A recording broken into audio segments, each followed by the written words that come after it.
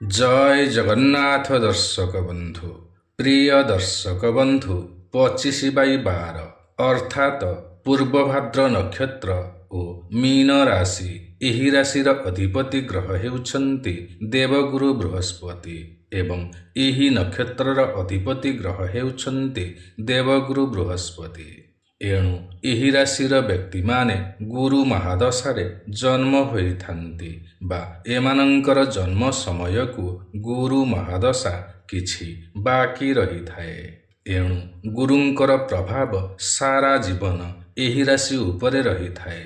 ଏମାନେ ଏକପାଦର ହୋଇଥାନ୍ତି ବା ଦେବଗୁରୁ ବୃହସ୍ପତିଙ୍କର 4ଟି ଅଂଶରୁ ଗୋଟିଏ ଅଂଶ ଏହି ମୀନ ରାଶିରେ ଭୋଗ ହୋଇଥାଏ। ଏମାନେ ଗୁରୁକ୍ଷେତ୍ରୀ ହୋଇଥାନ୍ତି, ମନୁଷ୍ୟ ଗଣର ହୋଇଥାନ୍ତି। ନିଜର ସାହସ, ବଳ ଓ ବୁଦ୍ଧି ଦ୍ୱାରା ଦୁନିଆକୁ ଜିତି ପାରନ୍ତି। ଜୀବନରେ ବହୁତ ହିଁ ଉନ୍ନତି କରିଥାନ୍ତି, ବହୁତ ସାରା ଟଙ୍କା ରୋଜଗାର କରିଥାନ୍ତି, ସଫଳତା ମଧ୍ୟ ପାଇଥାନ୍ତି, ପରୋପକାରୀ ହୋଇଥାନ୍ତି, ଅନ୍ୟମାନଙ୍କୁ ସାହାଯ୍ୟ ଓ ସହଯୋଗ କରିଥାନ୍ତି, ସ୍ୱାଦିଷ୍ଟ ଭୋଜନ ପ୍ରିୟ ହୋଇଥାନ୍ତି। ଏମାନଙ୍କ ମଧ୍ୟରୁ ଅଧିକାଂଶ ବ୍ୟକ୍ତିମାନେ ସରକାରୀ ଚାକିରି କରିଥାନ୍ତି ଅବା ସରକାରୀ ଜଡ଼ିତ କାର୍ଯ୍ୟ କରିଥାନ୍ତି। ଏହି ରାଶିର ବ୍ୟକ୍ତିମାନେ ବହୁତ ହିଁ ସୁନ୍ଦର ହୋଇଥାନ୍ତି। ଏମାନଙ୍କର କଥା କହିବାର ଶୈଳୀ ବହୁତ ହିଁ ସୁନ୍ଦର ହୋଇଥାଏ। ନିଜର ଜୀବନ ସାଥୀଙ୍କୁ ଓ ସନ୍ତାନମାନଙ୍କୁ ବହୁତ ହିଁ ଭଲ ପାଇଥାନ୍ତି। ଏମାନଙ୍କର ସନ୍ତାନମାନେ ମଧ୍ୟ ବହୁତ ହିଁ ଭାଗ୍ୟବାନ ହୋଇଥାନ୍ତି ଏବଂ ବହୁତ ହିଁ ଗୁଣବାନ ହୋଇଥାନ୍ତି। ଏହି ରାଶିର ବ୍ୟକ୍ତିମାନେ ସତ୍ୟନିଷ୍ଠ ହୋଇଥାନ୍ତି, ପରୋପକାରୀ ହୋଇଥାନ୍ତି, ଦୟାଳୁ ହୋଇଥାନ୍ତି, କରୁଣା ସମ୍ପନ୍ନ ହୋଇଥାନ୍ତି, କିନ୍ତୁ କ୍ଷଣକୋପୀ ହୋଇଥାନ୍ତି, ଶୃଙ୍ଖଳା ପ୍ରିୟ ହୋଇଥାନ୍ତି, ଧୈର୍ଯ୍ୟବାନ ହୋଇଥାନ୍ତି, ଭଗବାନ ବିଶ୍ୱାସୀ ହୋଇଥାନ୍ତି, ଭଗବାନଙ୍କୁ ବହୁତ ମାନିଥାନ୍ତି, ଭକ୍ତି କରିଥାନ୍ତି, ପୂଜା କରିଥାନ୍ତି, ବଡ଼ ଆଧ୍ୟାତ୍ମିକ ସ୍ୱଭାବର ହୋଇଥାନ୍ତି, ବହୁତ ଆଶାବାଦୀ ହୋଇଥାନ୍ତି। ତଥାପି ମଧ୍ୟ ଏମାନଙ୍କୁ ପ୍ରମୋଶନ ମିଳିଥାଏ, ପୁରସ୍କାର ମିଳିଥାଏ, ଆର୍ଚିଭି ମିଳିଥାଏ। ଏସବୁ ଏମାନଙ୍କୁ ବହୁ ଶୀଘ୍ର ମିଳିଥାଏ। ଏମାନେ ବହୁ ଜ୍ଞାନର ଅଧିକାରୀ ହୋଇଥାନ୍ତି। ଏଣୁ ଜ୍ଞାନବର୍ଦ୍ଧକ ବହିମାନ ପଢ଼ିଥାନ୍ତି ଏବଂ ପଢ଼ିବାକୁ ମଧ୍ୟ ଭଲ ପାଇଥାନ୍ତି। ଏମାନଙ୍କର ସମାଜରେ ବହୁତ ଭଲ ଇମେଜ ରହିଥାଏ। ଅନ୍ୟମାନଙ୍କ ପାଇଁ ଏମାନେ ବହୁତ ଭଲ ମଣିଷଟିଏ ହୋଇଥାନ୍ତି।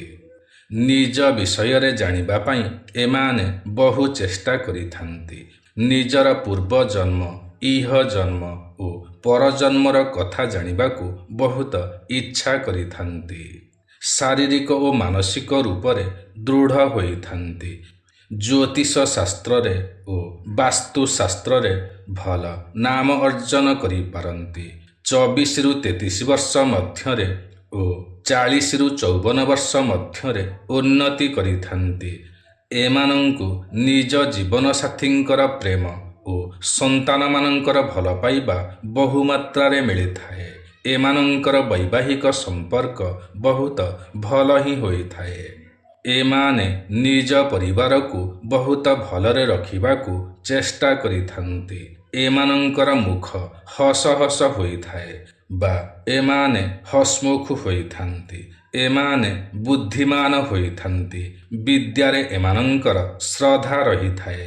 ଏମାନେ ପଣ୍ଡିତ ହୋଇଥାନ୍ତି, କୁଳଶ୍ରେଷ୍ଠ ହୋଇଥାନ୍ତି, କୁଳ ରକ୍ଷକ ହୋଇଥାନ୍ତି, ବହୁତ ହିଁ ସୁନ୍ଦର କେଶଯୁକ୍ତ ହୋଇଥାନ୍ତି, ବହୁ କୁଟୁମ୍ବୀ ହୋଇଥାନ୍ତି, ରାଜସେବକ ହୋଇଥାନ୍ତି, ବିଳାସୀ ହୋଇଥାନ୍ତି ବା ଲକ୍ଜରୀ ଲାଇଫ୍ ବିତାଇଥାନ୍ତି।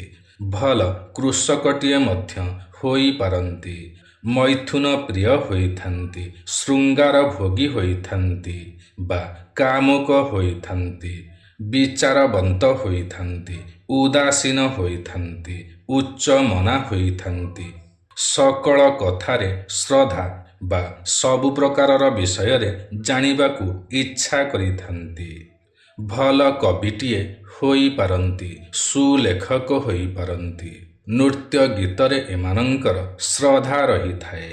ଏମାନଙ୍କର ହାତରେ ମତ୍ସ୍ୟରେଖା ରହିଥାଏ, ଉର୍ଦ୍ଧ୍ୱରେଖା ରହିଥାଏ, ଦକ୍ଷିଣେ ଜାଇ ମନ୍ଦା ବା ତିଳ ଚିହ୍ନ ରହିଥାଏ, ଯାହାକି ଅତ୍ୟନ୍ତ ଶୁଭ ହୋଇଥାଏ। ଏମାନେ ପାଣିରେ ପଶିବା ମାତ୍ରେ ଏମାନଙ୍କୁ ପରିସ୍ରା ଲାଗିଥାଏ। ଏମାନେ ଦାନୀ ହୋଇଥାନ୍ତି ଓ ଚତୁର ହୋଇଥାନ୍ତି। ଏମାନଙ୍କ ପାଇଁ ଶୁଭ ସଂଖ୍ୟା ହେଉଛି 3। ଶୁଭ ଦିଗ ହେଉଛି ପଶ୍ଚିମ ଦିଗ ଓ ନୈಋତ କୋଣ। ଶୁଭ ବୃକ୍ଷ ହେଉଛି ଆମ୍ବ ବୃକ୍ଷ। ଏମାନେ ଯଶ ଖ୍ୟାତି ବା ସୁନାମ ପ୍ରିୟ ହୋଇଥାନ୍ତି। ତେବେ ପ୍ରିୟ ଦର୍ଶକ ବନ୍ଧୁ, ଏହା ତ ଥିଲା 25/12 ବା ପୂର୍ବଭାଦ୍ର ନକ୍ଷତ୍ର ମୀନ ରାଶି ବିଷୟରେ।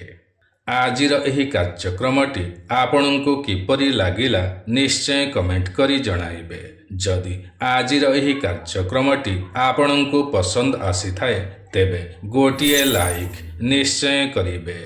ଯଦି ଆପଣ ଆମର ଏହି ୟୁଟ୍ୟୁବ୍ ଚ୍ୟାନେଲରେ ନୂଆ ଅଟନ୍ତି ଏବଂ ଏଯାଏଁ ସବସ୍କ୍ରାଇବ୍ କରିନାହାନ୍ତି ତ ତୁରନ୍ତ ସବସ୍କ୍ରାଇବ୍ କରିନିଅନ୍ତୁ, କାରଣ ଆମର ଏହି ୟୁଟ୍ୟୁବ୍ ଚ୍ୟାନେଲରେ ଏହିପରି ଅନେକ ଭଲ ଭଲ ଭିଡ଼ିଓମାନ ସର୍ବଦା ଅପଲୋଡ଼ କରାଯାଇଥାଏ, ଯାହାକି ଆପଣଙ୍କର ଜ୍ଞାନର ସୀମାକୁ ବଢ଼ାଇଥାଏ। ତେବେ ଆଜି ପାଇଁ ଏତିକି। ପୁଣି ଦେଖା ହେବ ଆସନ୍ତା ନୂଆ ଏକ କାର୍ଯ୍ୟକ୍ରମରେ। ସେ ପର୍ଯ୍ୟନ୍ତ ଆମକୁ ବିଦାୟ ଦିଅନ୍ତୁ।